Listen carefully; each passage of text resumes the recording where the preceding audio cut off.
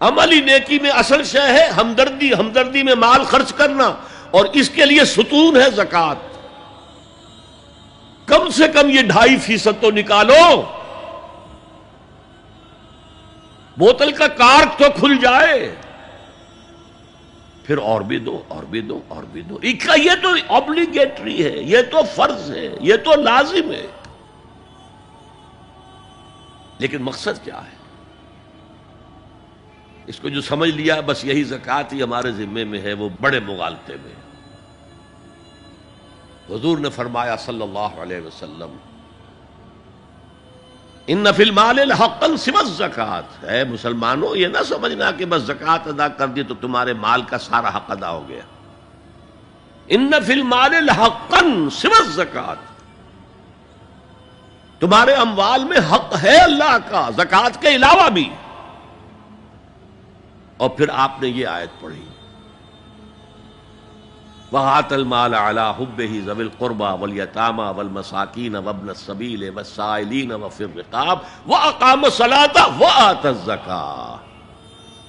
یہاں آتا زکوٰۃ تو ہے ہی ہے، اس سے پہلے جو آ رہا ہے یہ سرپلس ہے، اس سے آگے کی بات ہے، یہ ایڈیشنل ہے۔ اسی لیے جب انفقوا انفقوا انفقوا انفقوا انفقوا کی جو تکرار ہوتی ہے قرآن مجید میں، تو ایک جگہ پھر سوال کیا صحابہ نے، کتنا خرچ کریں حضور؟ فرمایا قل العفو، کہہ دو جو بھی ضرورت سے زائد دے ڈالو، don't accumulate, don't retain any thing.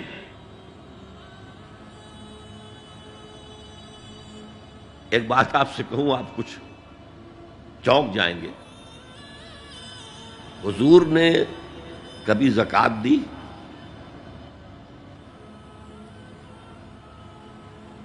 کبھی نصاب کے بقدر پیسہ آپ کے پاس جمع ہوا کہ آپ پر زکوٰۃ واجب ہوتی؟ کیسی عجیب بات ہے۔ ارکان دین میں سے ایک رکن سرے سے غائب، کبھی آپ نے مال رکھا ہی نہیں۔ حضور کا اسوہ ہم جانتے ہیں، مسواک کر لی ہے، پائچے جو ہیں ٹخنے سے اوپر کر لیے ہیں، یہ اسوہ ہے؟ ہاں ہے، یہ بھی ہے، ٹھیک ہے، سنت ہے، اسوہ تو یہ ہے۔ اور صرف آپ کا نہیں، جنہیں ہم کہتے ہیں فقراء صحابہ، ابو ہریرہ، ابو ذر، سلمان فارسی، علی رضی اللہ تعالی عنہم اجمعین، یہ فقراء صحابہ میں سے تھے، کبھی کچھ نہیں رکھا اپنے پاس۔ میں نے بتایا تھا آپ کو شاید کہ حضرت علی کی جب شادی ہو رہی تھی حضرت فاطمہ سے، کوئی مکان تھا ہی نہیں، کہاں لے کے جائیں؟ ایک انصاری نے ایک حجرہ دیا ہے اپنے مکان کا، اس میں حضرت فاطمہ ودا ہو کر گئی۔ He didn't have any home۔ ابو ذر وہ تو دوسری انتہا کو چلے گئے تھے۔ قانون یہی ہے، حلال سے کماؤ، اگر ایک حد سے آگے بڑھ جائے تو زکوٰۃ دے دو، باقی تمہارے اختیار میں ہے، دینا چاہو دو، نہ دینا چاہو رکھو اپنے پاس۔ قانون اس سے زیادہ آپ کو پابند نہیں کرے گا۔ کبھی بھی آپ نے جبر نہیں کیا، ایمرجنسی میں بھی جبر نہیں کیا۔ ایک واقعہ آتا ہے کہ حضور کو کئی وقت کا فاقہ تھا، تھوڑی دیر کے بعد حضرت ابو بکر آئے، آپ نے چہرے سے پہچان لیا کہ فاقے سے۔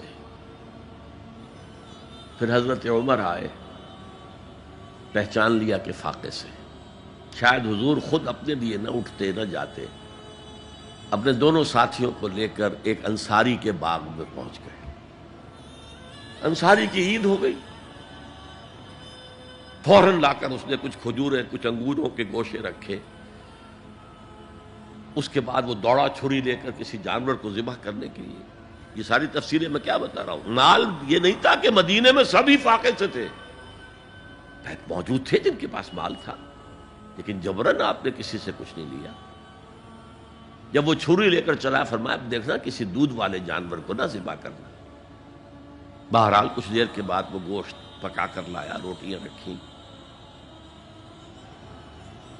اس کے بعد حضور نے ایک روٹی پر چند بوٹیاں رکھ کر کہا یہ عائشہ کو دے آؤ، اسے بھی کئی وقت کا فاقہ ہے۔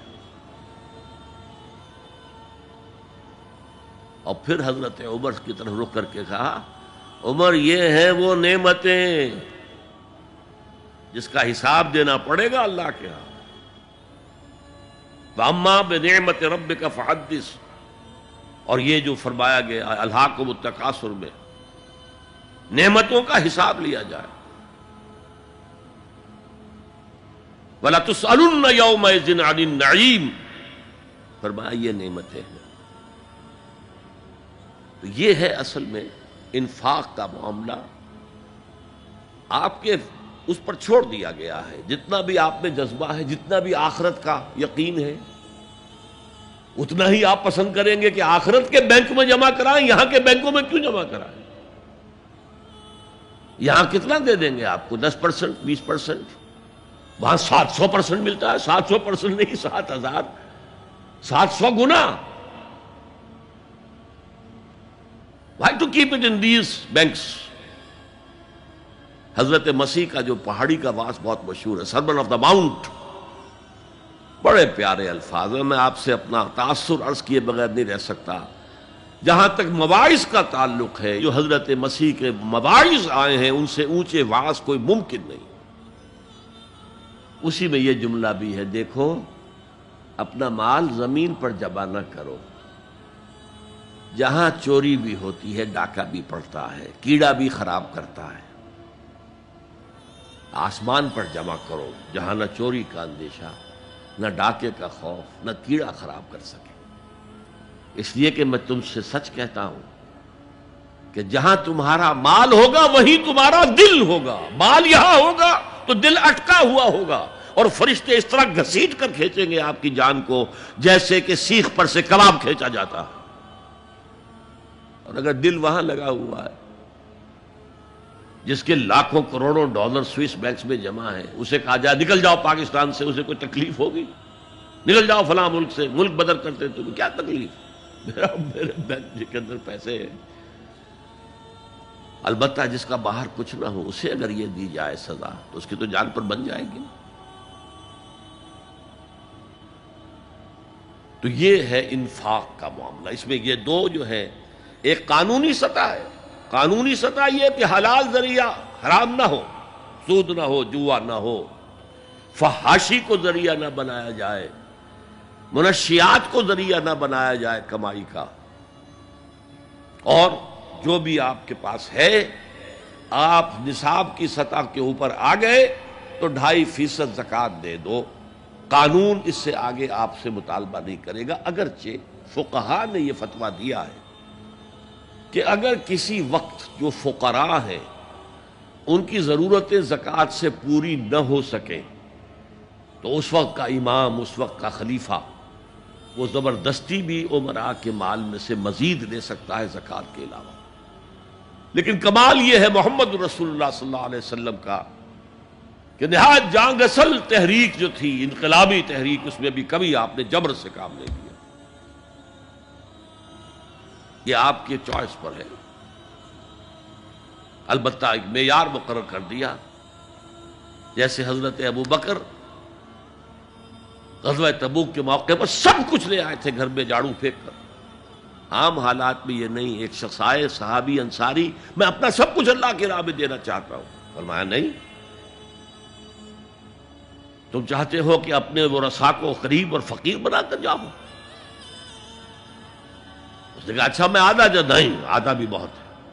فرمایا تہائی دیتا ہوں؟ فرمایا ہاں تہائی کافی ہے۔ وَالثُلُثُ کثیر، اور ثلث بھی بہت ہے۔ اور یہی قانون ہے وراثت کا، آپ ثلث سے زیادہ، 1/3 سے زیادہ کی وصیت نہیں کر سکتے۔ 2/3 مال جو ہے کم سے کم وہ صرف قانون وراثت کے مطابق تقسیم ہو، اور کسی وارث کے لیے وصیت نہیں کر سکتے۔ ایک بیٹے کو اس کا حصہ بھی مل جائے اور پھر مزید جو ہے وصیت نہیں، وارث کے لیے لا وصیت لوارث۔